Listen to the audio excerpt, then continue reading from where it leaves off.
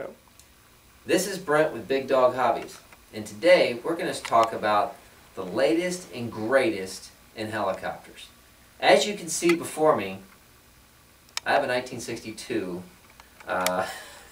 Jayco helicopter here.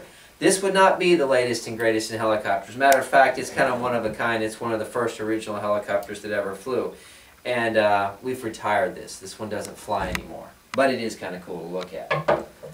However, what we do have out today, and it's becoming very popular, is a thing called a quadcopter. And you're going to see lots of different quadcopters. So what is a quadcopter? Well, right here you have the mQX from Blade. And this is a quadcopter that it is quad because it has 4 motors. 4 motors just like this. This is 4 motors and a motherboard. This is a very light copter. But the amazing thing about it is that it is very, very fast and very easy to control.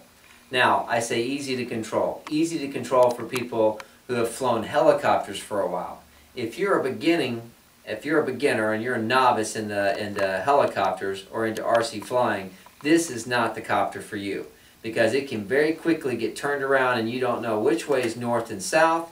It is very fast. You can stand on a 50-yard line of a football field and fly at 20 to 20, and it'll fly at anywhere from 15 to 25 miles an hour. It moves quickly. It is a very, very fast little sucker.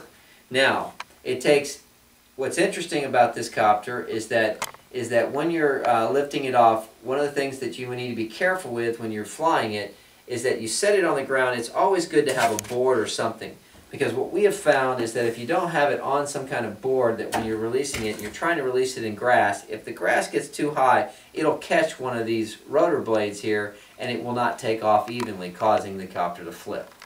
So it's best to take it off of like a board or a flat piece of ground. The other thing that we've noticed is that while flying this, we tend to crash it a little bit. It can get away from you, and when it does fall over, these little motors right here will actually pop up. If we can zoom in on these little motors, they will actually pop up, and you'll need to push them back down so that they're hitting the flywheel below. But that's what we found are the two things that, any problems with flying, you can push these little motors back down, start it up on a board. You'll have a lot of fun with this. It is not capable of, this one here in particular is not able to carry a camera with it, but there are ones that are on the market that will go with GoPro cameras and some of the other types. You just have to be a little bit bigger. The wonderful thing about this quadcopter is that it actually is at a wonderful price.